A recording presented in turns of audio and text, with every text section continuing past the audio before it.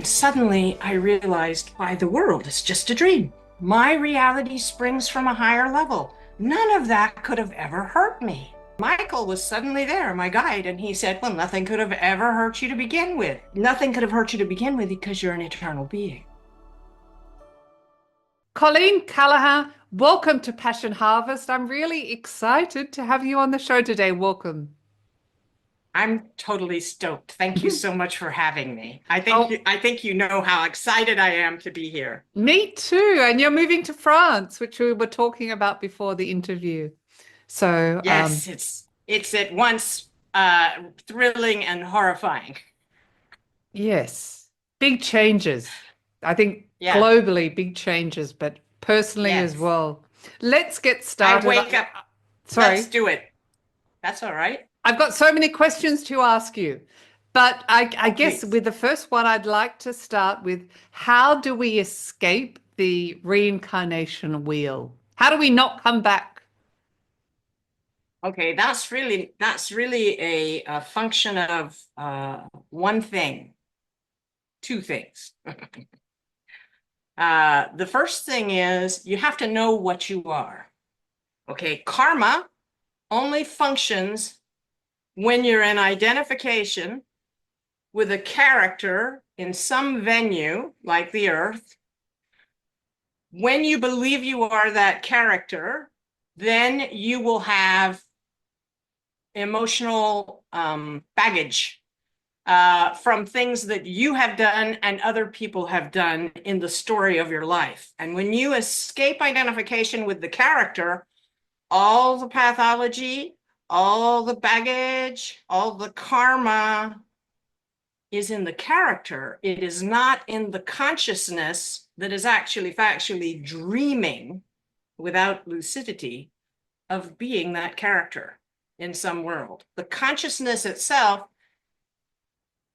it wants the character to be lucid. That is, it wants to be able to pour the fullness of its awareness into that character so that the character is lucid in the dream of the world and aware that they are not the character. They're not their body. They're not their story. They're not their mind that constantly attacks their peace. They're not their pathology. They're not their victim status. They're not captive or hostage to their backstory. Okay. So when you escape identification with all of that, and you know yourself as the consciousness having a dream, life is happening through you, not to you or even for you, but through you, okay, as a projective experience, then karma no longer functions. All of the pathology falls away. And what's left is the perfect you. You, we all are perfect. All right. But there's all this earth conditioning piled on top of it that confuses us about who we are. And that idea of who we are is where all the imperfections are. Okay. So the second thing is, and it's a natural consequence of all of the imperfection, the conditioning falling away, no longer part of your identification, is that your benevolence becomes perfected. And so you naturally love impersonally everybody, okay, and some people personally, all right, and you forgive everybody. By forgiving, I mean you realize nothing ever happened. It's all just been a crazy dream. So once you do this, you don't come back anymore unless you want to. Oh my God, I mean, it resonates so well with me and it's so true. But my gosh, it's hard in our humanness to think, oh, I suffered for years and it was really just a dream. Yeah, it's a dream. And when I died, and I had an NDE when I died at the age of 20, Which I'd love to talk one to of you the, about next. okay, did you want to go over that in brief now? Or Whenever you're ready. okay, so in brief, I was riding one horse. I was 20 years old and I was chasing another horse.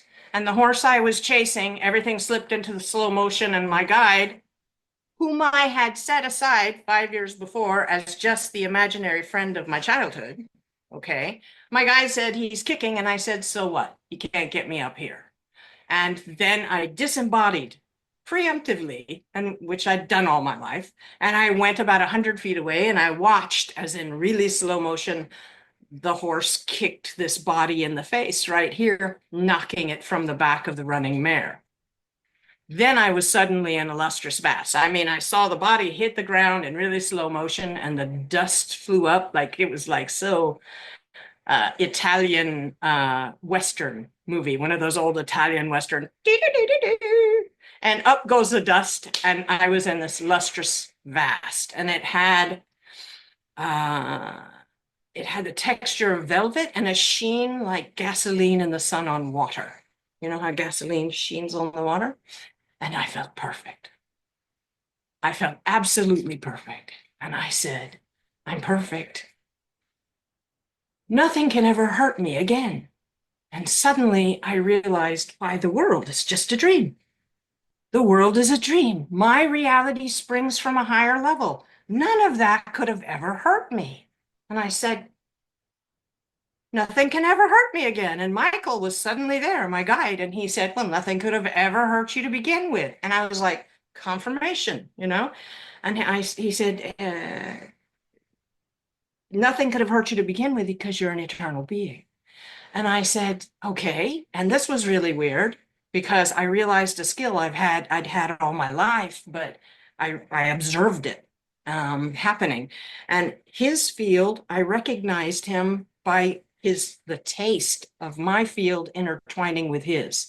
So it's like taste. And I was like, oh my God, it's you, of course. You know, there was this moment of, you know, and then it was like, I tasted the truth in what he had said. You're an eternal being. Nothing could have ever hurt you. Now, I'm waking up kind of groggy, right? It's like you're not totally oriented yet. Where am I? What's happening? What's occurred? So I'm waking up groggily, and I say, okay, I need a reorientation, basically. If that's true, then why was it all so scary? If nothing could have hurt me, why was it so scary? And he said, well, because you believed you could suffer loss and die. But that was required in order to make the experience intense enough that you would believe in it. Because if it hadn't been really intense and inundating, it would have never fooled you. All right. Part of the trick is that it's so scary and overwhelming to keep you from realizing who you are, what you are, right? So you have an actual experience of that scariness, which really can't happen. Nothing can hurt you. You're a godling. So anyway, he said, if we hadn't intensified the experience, you'd have never believed it, and you wouldn't have learned what you went there to learn, nor would you have done what you went to do. And I said, okay, I don't remember what that is. He said, to summon your will. And I said, what? I went through all of that suffering so that I could figure out what I like? And he said, oh no, you misunderstand what I mean by the will. I have to show you. And so then suddenly it was like a whoosh, and I was an 18-month-old child again. And I was laying on the floor screaming. And at the same time this was happening, I was watching the 18-month-old child and my mother who was there, and I was being her. I wasn't being her in the way of switching perspectives, but I tasted her field and her emotions. I knew it was like holy perception. Okay. So I knew how the child felt. I knew how my mother felt. Mom had saved up money. We were a poor family, and this should have been a joyous occasion. My first pair of new shoes. I'm 18 months old. Mom's thinking the yard's full of stickers. She's always got splinters in her feet. I got these shoes for her to protect her feet. And now she's pitching a fit. My God, how will I ever protect my baby's feet? This should have been a joyous thing. And I made it horrible. I made it horrible by the way I labeled it. And then suddenly, whoosh, I was back with Michael. And I was like, Michael, is that what you're trying to tell me? I made it horrible by the label I applied? And he said, that's indeed exactly the message there. It is your application of labels that determines in the dream of the world how you, the godling, experience it. You are creating, in fact, the experience on the fly with the labels you apply. And you're applying them unconsciously most of the time. reactionary application of labels based on the belief system, right? So there were 3 more vignettes like this, and they were all to show me you take a good thing and redeem it, making it, you take a bad thing and you redeem it, so that the lesson you choose to take from it, it being transformative and helpful, makes the suffering worthwhile, whatever it was. All right. So in this, suffering in general is redeemed. If it wakens you lucid in the dream of the world so that you take charge over the labels you assign, you're now the magician in the tarot. You are now consciously directing your experience by the labels you choose to assign. Okay. So I was like, oh my God, it's all so clear. It's all so simple. I must be dying. Am I dying? And he said, well, your body's laying on the ground in a pasture. If you can't make it stand up, it's going to cease from brain swelling. Okay, that's the way the venue works. It's because of your expectations. All right. So I was like, and now I'm becoming more my true self. I'm getting more awake, more awake. I'm coming into going, oh, it's like shaking it off, right? This sleepiness. And I'm like, oh, the conditioning of the earth is falling away, and I'm just this love. I'm just this massive, heroic love that went into the world to bring it a perspective and to bring it love, right?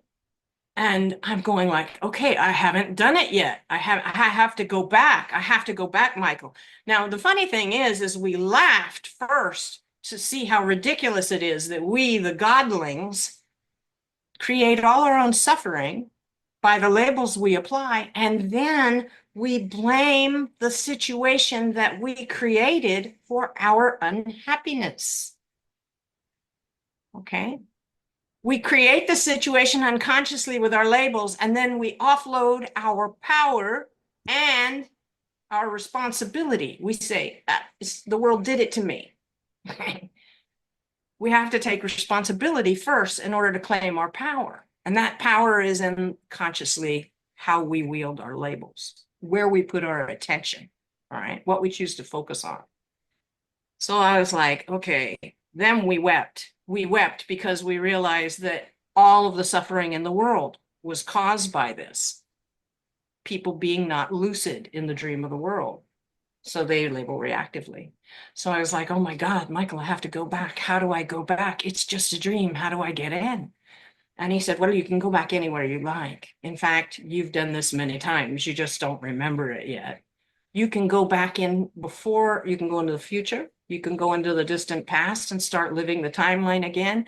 You can even go into the moment before the accident happened and stop the accident from happening. But if you do that, you'll be in a different time stream in which this event never occurred. And so you won't remember anything I showed you here. So you won't be able to give it to the world. Okay. So I said, okay, tell me how to do it. How do I get back into the same time stream? And he said, all antecedent conditions are nested. Every antecedent condition that led to that outcome is nested in the last moment. In the last moment, every antecedent condition is implicit. If you focus your attention, just like when I taught you, he taught me when I was a kid to be lucid in my dreams. And to get back into a dream when we're awakened and we don't want to be, we just put our attention back in the last moment we recall and just kind of burrow back into the dream with our attention, right? And he said, you do the same thing. Put your attention on the last moment and then will to be there, and you'll be there. And I did not think it would work on the first try because I'm still not, really centered in the idea that I'm a godling. I can do whatever I like. And so I tried it. And I just focused on the rump of the horse rising into the air in slow motion. And there was a sudden rushing of wind, whoosh, and I was back in the body. So I raised my body from the dead. Nobody revived me. And that is not hard to do when you know that the world is a dream and you're the dreamer. Interesting that Jesus in the Bible says of people who are dead, often he's sleeping, he's dreaming. Yes, I completely agree. But as you said, we can get so caught up in the narrative, in the story, and it seems so real. For those that have been through suffering for months, for years, and they're kind of stuck in that cycle, what's your advice for them to escape the dream or to just get out of it when it's so ingrained and real? Shift identification. The way you do that is to reserve about half of your attention capacity, half for the outside world, half for what's going on inside you. So if you observe dispassionately the world and you observe dispassionately your own self-talk, meaning fairly, being honest with yourself, heroic honesty is required. Observe your self-talk. Observe your thoughts. So even the ones that just flit through nebulously that you normally just let get away, that is often your guide speaking to you. Your guide speaks to you in the language of your own heart. And that language is your memories and your associations, right? So little idea dust devils, like little wind devils, will fly up like the leaves or the memories and the associations in this dust devil. Think of your guide as the gust that stirred them to whirling, to remind you of them. See these? Remember all these? Okay. So if you reserve your attention, half of it, for what's honestly going on inside you, and you take ownership of what's going on inside you, your self-talk, your mind, the things the things that you perseverate on are particularly important. You know, the things when you hear yourself talking to yourself or talking aloud, grumping around the house, whatever, you have to stop and observe that and realize you're creating an unhappy feeling. And that unhappy feeling then is a change in your body chemistry that changes the toric field we call the aura around your body. And that field is where you integrate with the whole universe of which you are an integral part. So to escape identification with the mind and the story, all you have to do is observe it.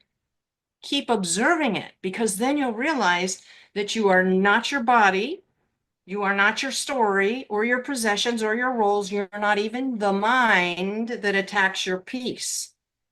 You are the owner and supervisor of the mind.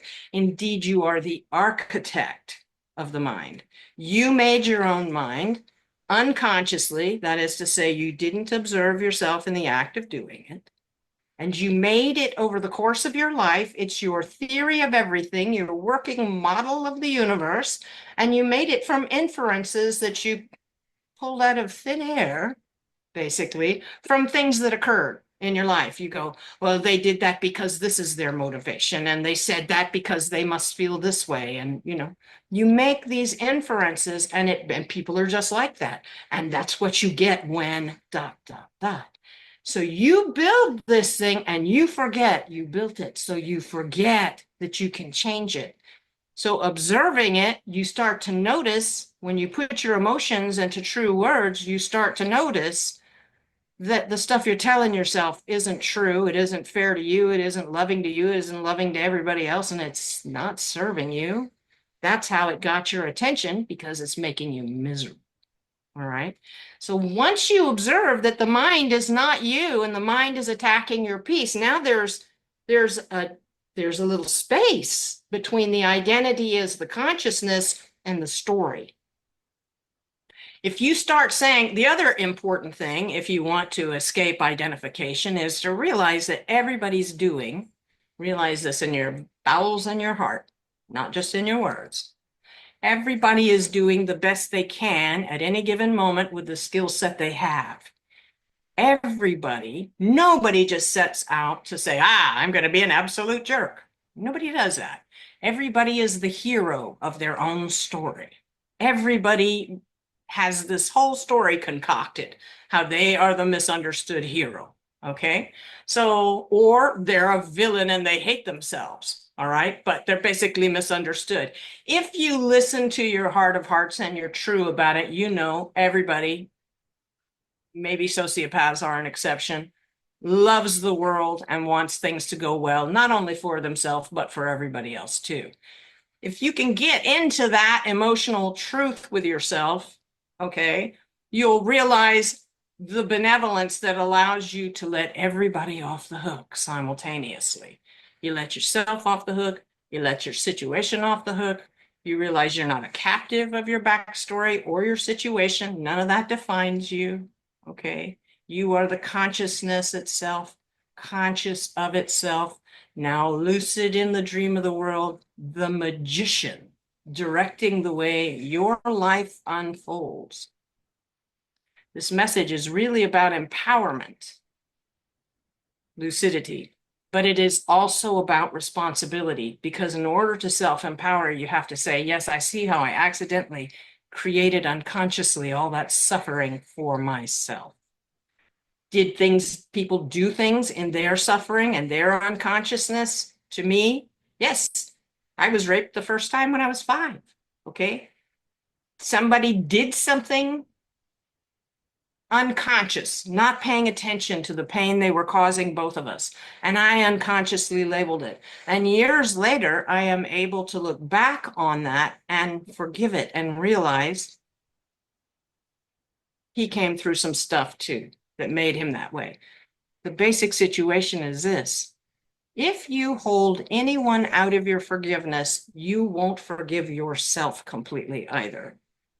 If you omit yourself from your forgiveness of everyone else, you're going to resent it that you're forgiving everyone or trying to, and not forgiving yourself, that you're leaving yourself out of that forgiveness. And so you won't really forgive everyone.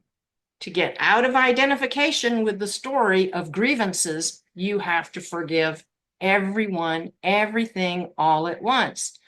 The highest form of forgiveness happens from the transcendent level, where you're just consciousness and you realize none of this actually really happened. This is a dream. And we've all played our parts in the dream, knowing ahead of time what part we would play in order to bring each other to lucidity. Even the villains, before they got here, okay, the sociopaths, before they got here, agreed to be hated, okay, to bear the weight of that negative regard so that they could serve as the whetstones for humanity. So that's the way you do it. That makes sense? I'm definitely re-listening to this interview a few times. That was amazing, amazing, perfect. Yes, Thank the you. power of forgiveness. Forgive and observe. Observe truthfully and forgive. That's it. If you keep observing, you'll realize the difference between you and your mind. And it's being captive of the belief that you are your mind that causes you to be captive of the belief that you're your story, because the story is in the mind. And you made the mind unconsciously, so you can modify it. You are the mind's architect. And when you're really lucid, it doesn't bother you at all. You don't go, yes, but I suffer. You go, yes, and I can choose to continue to suffer, or I can set myself free right now. 100% agree with you. Just a question, and I know the experience that we're in the dream, to recognize our true divine nature, but why? What is the purpose of all this human incarnation?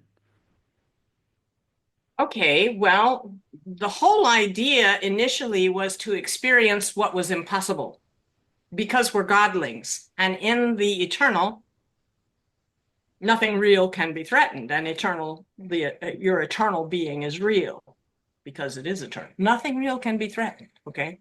So nothing bad can happen to you. You can't experience any of this stuff. So a venue was created in which we could experience the impossible.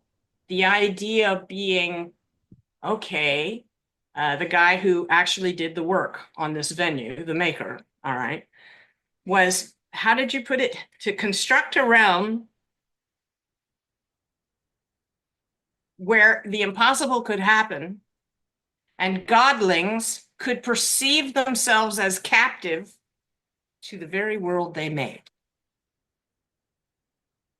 That's not possible. That's the joke. The joke, the cosmic jest of this world is that the theme of this world is godlings, the children of God, captive of the world they made. Creators can't be hostage to their creations. This is an impossibility. So the guy who constructed, the being who constructed this venue, constructed it so that it's a completely projective experience. And we, godlings, project under threat of fear, of injury, loss, and death all the time. We confuse ourselves about what we are, and we begin to project all this fear. And then we start to have this cascade of events that happens naturally, one mistake following another, based on the idea that we can suffer loss and die. And so we experience that here. Now, the point of it is just experience. I mean, it's like, okay, can't happen in heaven. Also, if you're, this is important, very important too, you're a godling learning to wield your power as a godling, because you have all the powers of God. So you know how you go to the gym to pick up weights, okay, to use as resistance to make your muscles stronger. So this place is designed to be very difficult for us to stay lucid in so that we can effectively wield our power. Once you gain lucidity and hold it steady and wield your power in this venue, you can traverse realm barriers and not lose your identity in identification with a character in that other venue. Okay, this is actually the symbolic meaning of the wings.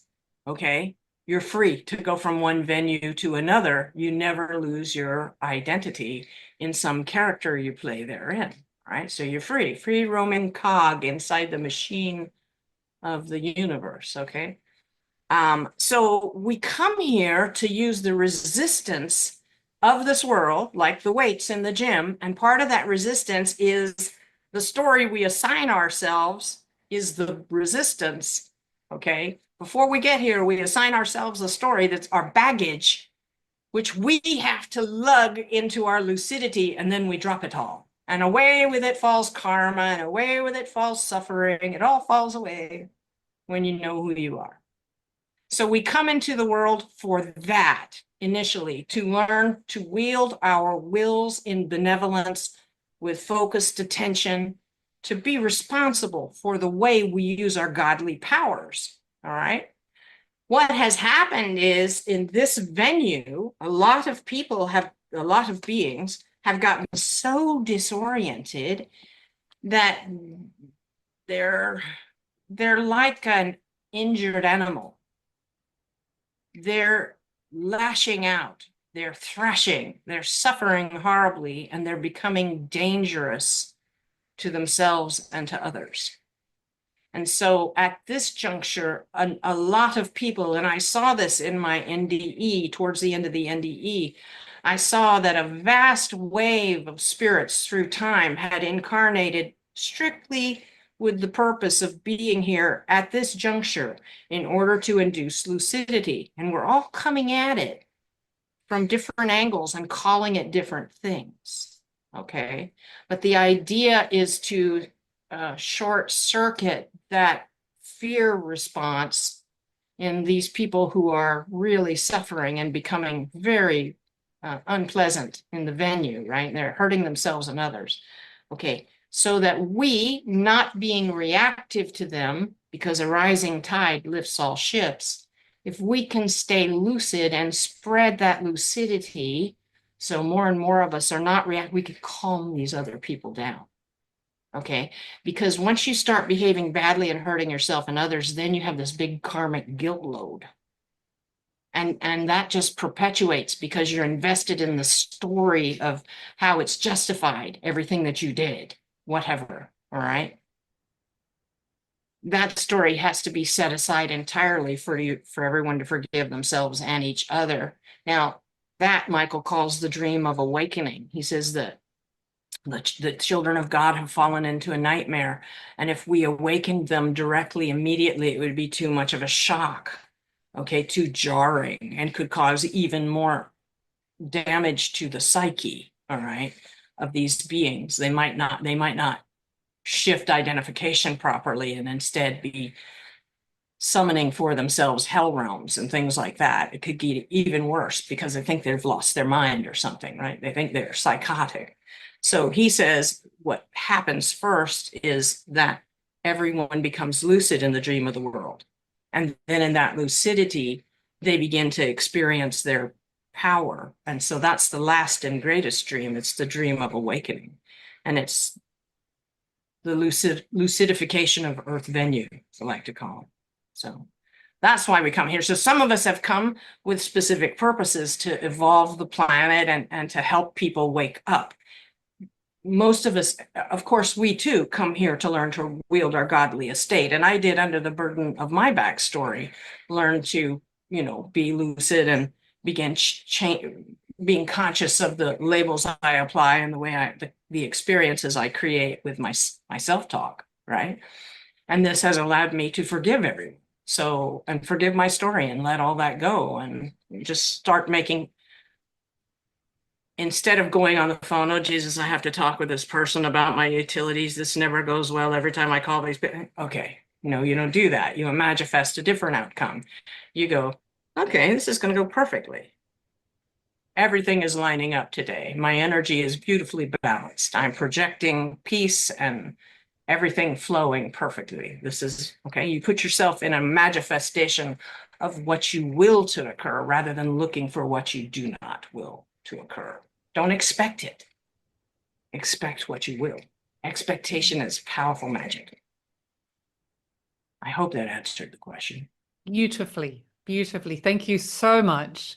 I have You're to welcome ask so you about much. your guide, Michael. Okay. Cats are invading. Oh, that's okay. Meow, meow. So Meow, meow. Michael's been with you, of course, for most of your life.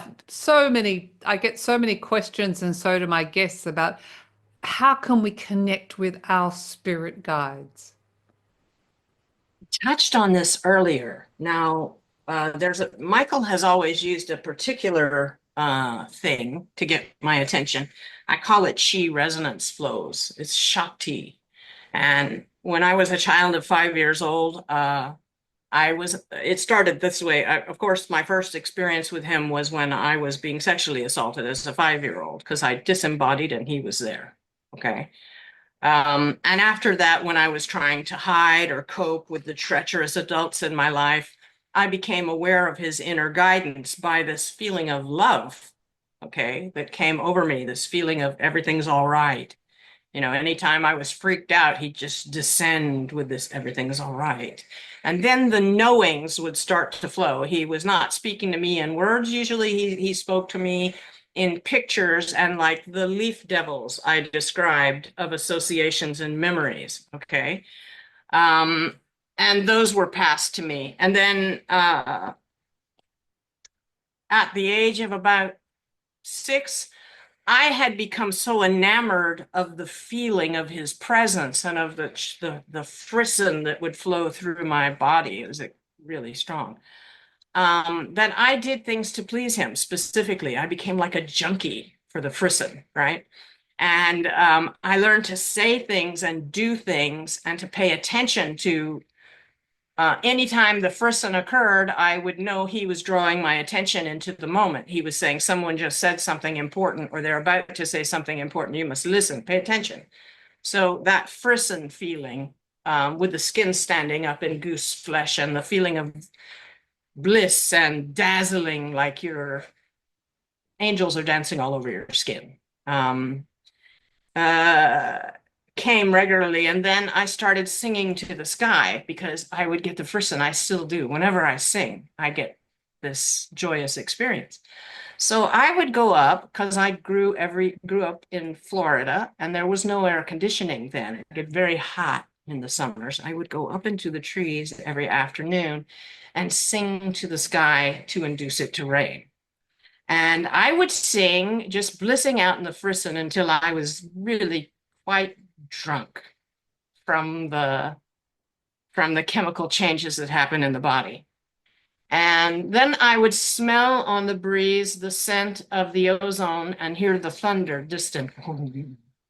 All right. And I would know that the storm was coming because I could smell the downburst.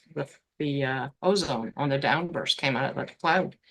And I'd climb down out of the tree as the wind was shifting and gusting the tree branches, and everything was perfect. My feet fell exactly and my hands fell exactly where they needed to be, even though I was kind of drunk, kind of giddy. Okay, but everything was working perfectly. I was in the flow of creating it. And I would wait for the rain. So over the years, I learned to follow the frisson and that inner voice of knowing. And if you observe about half of your attention inside to your own inner milieu, you will notice these knowings that you don't know how you got them flitting through your mind. When I say that they're difficult to hang on to because they come in the form of wordless knowing. There are no words involved. It's all conceptual. It was not until 1995 that Michael ever grew a voice. Okay. And in 1995, he began to speak to me with a voice, not a voice that you hear with your ears, but it was a voice like in my head, like you hear a song that won't go away, keeps playing in your mind space. That's the way I heard him. And I came in from final exams, and I was thinking about what was I going to do. I'd been awake for 3 days cramming. What am I going to do with the summer? And I'm drinking a beer, sitting on the couch going, I'm going to take a shower first. After this beer, I'm going to take a long nap because I've been awake too long. And there was this frisson. And I was like, oh, I had asked Michael to leave me be because Michael said, don't marry that guy, my first husband. And I've been married to my first husband since 89. This was 95. And I had said, okay, leave me be. I want this experience, so leave me be. And he had respected me for all of that time. He had only said anything to me with a knowing when I was in imminent physical peril. He was still protecting me, but he gave me my space. So I came home this day in 1995. It was the end of spring semester, drinking this beer, thinking I'm going to go take a nap. And he hits me with the chi, the frisson. And I'm like, okay. He's go into the office and boot up the word processor, said he, in knowing, in a prompting, no words. And I was like, no way, no way. I thought I told you to leave me be. I'm not going in there. I've been, I got a cat hair on my nose. I've been writing papers all semester. My wrists are sore. I got carpal tunnel. I'm tired of the computer. I'm not going in there. I'm going to drink this beer. I'm going to take a nap and leave me alone. Suddenly my tailbone, now I'm crackling with frisson, but my tailbone thumps 3 times, bump, bump, bump. And this wave of energy I've never felt before winds up my spine, slams into the inside of my skull, and then goes back down into the tailbone. And I'm like, whoa, I've never felt that. You've never done that before. What's this? Go into the office and boot up the word processor. And I said, no, I'm not doing it. I told you, I'm going to go to bed after this beer. Burp. So he hits me again, tailbone, thump, thump, thump, and it comes up the spine, hits the skull, goes back down, thumps in the tailbone, comes back up. It does it 3 times in succession, and literally drunk and reeling from the experience. This is Kundalini awakening. I did not know it at the time. And at this moment, it's as if he leans in and says to me for the first time in words, I hear him in my head, my Cailín, go boot up the word processor. I have a story to tell you, and I promise it'll be a great adventure. So what do? You definitely don't say no to that. So I got up and I booted up the word processor, and the words began flowing through mind space, and I wrote 252,000 words in 4 months. Yeah, not a writer. All right. So this is how basically you learn to develop a relationship with your guide over time. Dad told me when I was about 11, he said, little girl, you may not know it now, but there's a voice in your head that will protect you and guide you to your bliss. If you will follow it, it will get easier to hear and it will speak to you more. And I was like, first, Michael telling me, listen to your dad. And he looked down at my arms, hot day. He said, "You got a fever? You cold? What's going on?" I said, "Oh, nothing. That's just what happens when the little voice wants me to pay attention." And he said, "Oh, you know about the little voice?" I said, "Oh, yeah, I know all about the little voice. No problem there." So, ever after that, I knew it was a real thing because Dad said so. Sadly, everyone else in the family said, "He's just an imaginary friend. Don't listen to your dad." Right? So over the years, I found that the more I listened to Michael and the more I acted trusting in his guidance, the more he spoke to me and the better things went. So there is a participatory requirement in your relationship with your guide. You can't just ignore them and expect them to keep directing you, all right? Because they love you incredibly, just limitlessly, and they would never trample your right to your own life. So if you really want to have a deep relationship with your guide, the first thing to do is to invite them, to tell them, no matter what I say, when I'm annoyed with you, all right, or whatever, I want this relationship. Please continue to give me help. Please continue to guide me. All right. So you have to invite them. And then you have to continue to invite them by being responsive to them. If you do the thing they're directing you to do, great. If you're trusting them, great. If you're not going to do the thing that they're directing you to do, you need to tell them, "No, I'm not going to do that. I'm going to marry the guy because I want this experience and I love him and I believe he loves me," which was my case, of course. All right. And leave me be. All right. And like I said, your guide will never trample your authority over your life. So you have to make them aware by inviting them and continuing to demonstrate faith in them by at least responding in the negative. If you're not going to do, you need to say, "No, I'm not going to do that." Now they may, in the case of this was something, when Michael told me not to marry my first husband, he said, "I'm your husband. I vowed to you before you came into this world that I would see to it that you completed your missions that you would not remember while you were in the world. And I intend to follow through with that. We have an agreement. You don't remember it, so this is part of our agreement. You need to write this." So I started writing. I hope sharing my story helps people understand how that relationship is built and maintained and grows or diminishes based on how you treat the interest of your guide. It does. Thank you. You're welcome. You have written several books, Cailín. I have. I've written 3 in the literary erotic series that we wrote, the Vampire Grail Affairs. I've written actually 2 more beyond that in the next cycle of 3, but they're not going to be called the Vampire Grail Affairs. They'll have a portal influence in their title for the whole series. I've written a nonfiction book last year. Our first was Rise in Lucidity. Not last year, it was 2021. Rise in Lucidity and Master Anxiety. And I wrote that after going through Lexapro withdrawals, which is a great example of how any horrible suffering, even the worst suffering, is probably the very best for stoking your lucidity, because I had to become lucid during those withdrawals, or I would have done what my body kept directing me to do, which was kill it. The body kept saying, "Make it stop, kill me, kill me, kill me." All right. So I had to really observe that constantly as the observer and not fall into identification with what the body, I had to be in charge. Okay. Because otherwise I'd have never survived.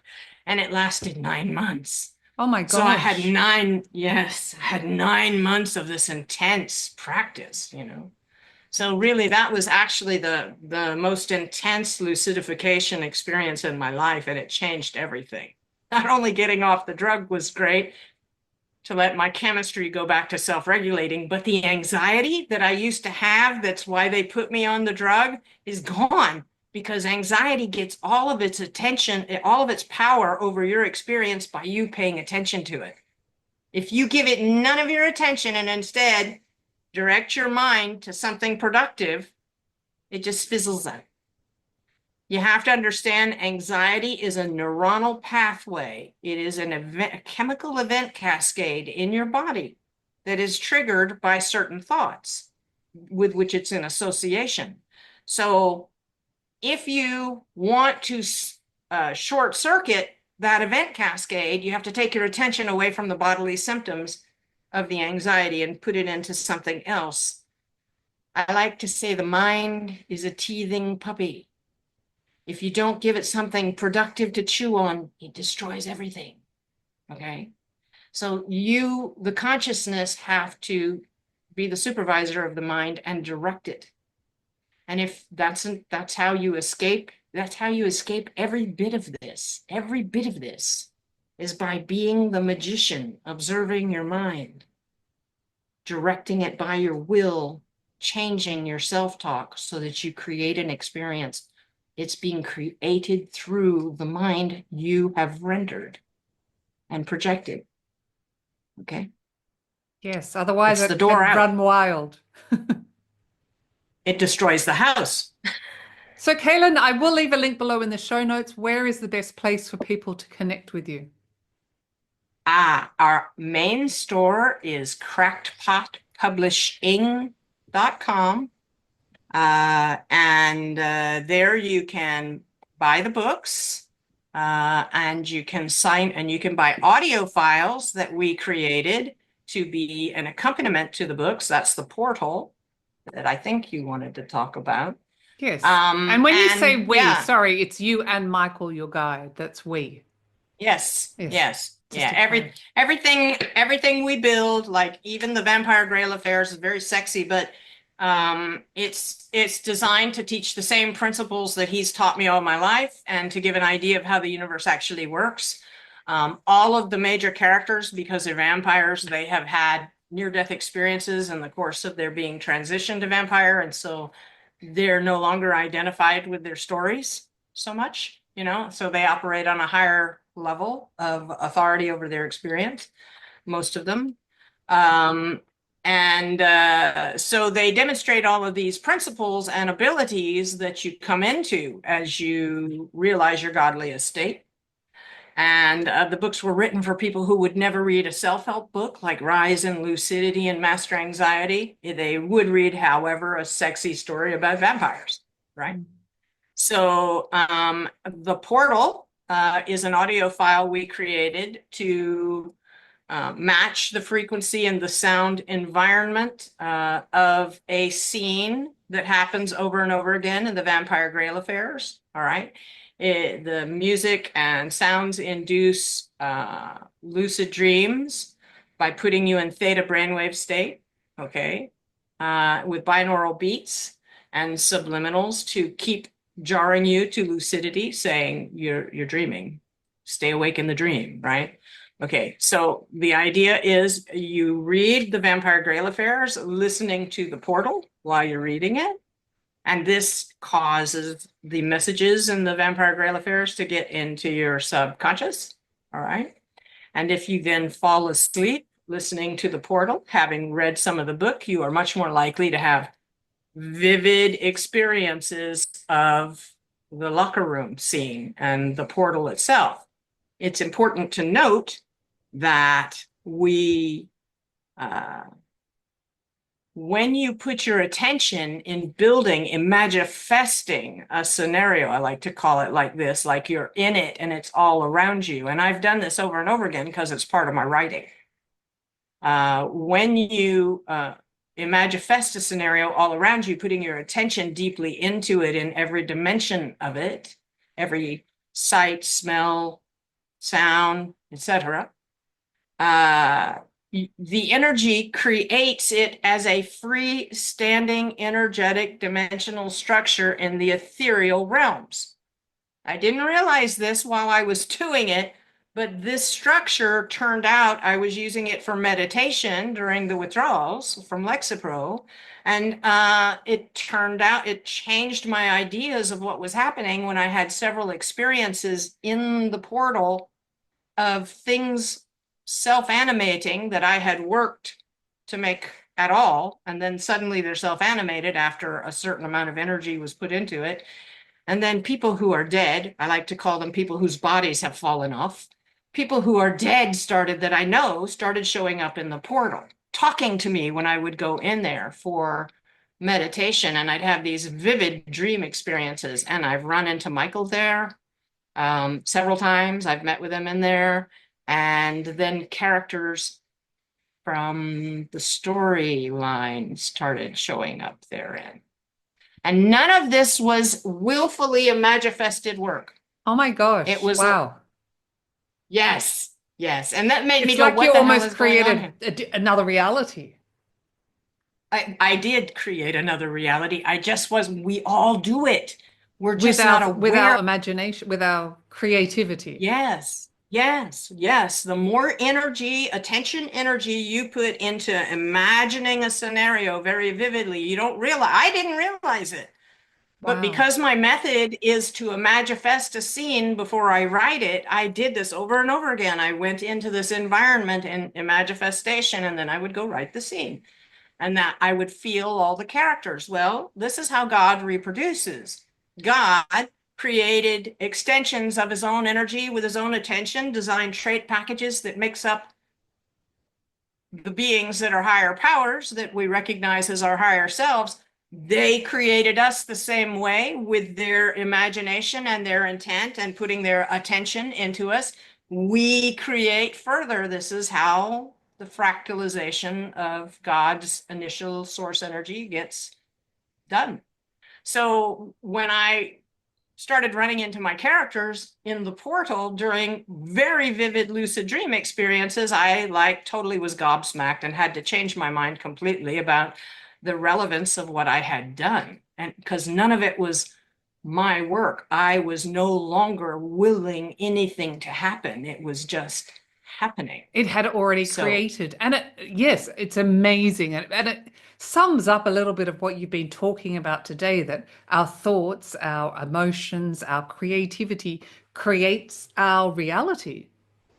Yes, yes. And you can do this. And this is one of the things godlings need to learn to do lucidly, not only in the world, but in their own created environments. You can create your own environments into which you can go to have conversations with people that have passed on, or people who you're in conflict with, but you want to speak to them heart to heart. You can manifest being with them there and create the energy of that interaction. I'm going to tell you one very practical use of a manifestation in the dream of the world. I have one old kitty cat, just so people can see how universally a manifestation should be applied. It's how you take control over your mind instead of worrying, which is borrowing from a future you don't will. When you find yourself, you observe yourself worrying, manifest your triumph scenario instead. That triumph scenario is you've overcome all of the obstacles and challenges, and now you see them as opportunities. You're lucid, you imagine it in every detail you can, so that it changes, but most of all, the experience of the feelings that you're going to have when you create this for yourself. And those feelings change your field. And that field is like a tunable key that opens the locks to the doors of the event cascades you want to go through. And if it's full of grievances and victim stories and anger, you're going to only open the doors to event cascades you don't want. So you have to learn to clear that field through forgiveness, and to learn to manifest the outcome you will instead. Use this in the place of worrying. Another really key thing, you can use this in very small, like I described earlier. Instead of thinking, oh, this conversation is not going to go well, you think this is going to go perfectly. And then you imagine the feeling of, oh, it's going perfectly, a good rapport with the person on the phone, everything's working out great, right? Even hear the person saying ahead of time the answer you want. Like when they might say, no, we can't do that for you. Instead, you say to yourself, you hear it ahead of time. Yes, we're happy to do that for you. We can handle that right away. Okay. This is what you manifest. And it mostly very much works. And when it doesn't work, it's because you're not standing behind belief in your own power as a godling. That's it. Oh gosh, new way to live. But and even for those of the audience or anyone that had potentially been on a cycle of negativity with family or work or whatever the situation might be, it can be changed. Yes, yes, it really can. The old cat I was going to mention earlier, he sometimes used to relieve himself in front of the box instead of in the box. And every time I'd see him disappear into the back room where the boxes for the kitties are, I would think, oh no, I'm going to have a puddle to clean up. And so I was trotting back there about 6 months ago because I just seen him coming out of there and going, oh, I'm going to have a puddle. And I hadn't gotten around the corner yet to see. And Michael stopped me. He said, hey, what are you doing? What are you doing? You're already anticipating a puddle. You haven't seen anything yet. Stop. Imagifest, look for what you will to find. And so I did. I stopped outside the door and I imagined seeing the floor the way it was when I had just mopped the floor the day before. Perfect, clean, beautiful, wonderful, right? I imagined that and I gave myself the feeling when everything in the house looks just right. That, oh, everything's beautiful, right? I gave that to myself. I went around the corner looking for a dry and I found dry. And that cat has not ever since made that mistake again. And that is not normal for old male cats with kidney issues to just suddenly, with no treatment, stop. Yes. Perfect And it's example. working. Perfect example. Yeah, it's a small thing, but that's where you use it. This is your godly estate. This is you, the magician, wielding your scepter. We've covered, gosh, I've loved having you on the show. You're amazing. We've covered so much. Is there anything on a final note that I haven't asked you that you would like to share today with the Passion Harvest audience?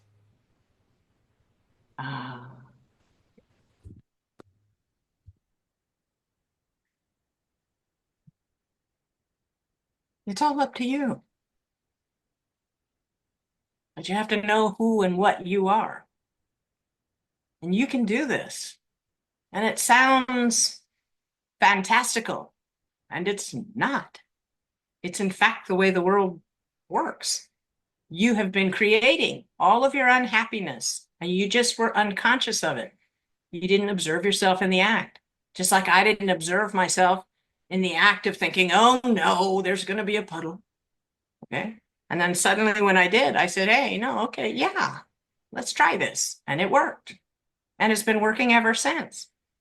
Things have actually materialized for me that I knew should be there when they hadn't been there the moment before. And I asserted, no, I know that it's there. And I went back and looked again in the exact same spot. And there it was.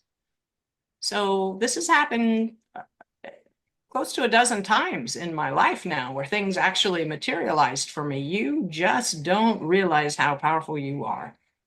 Please stop thinking, not that, not that, dear God, not that. Because putting your attention on what you don't want and anticipating it is exactly how you get what you don't want.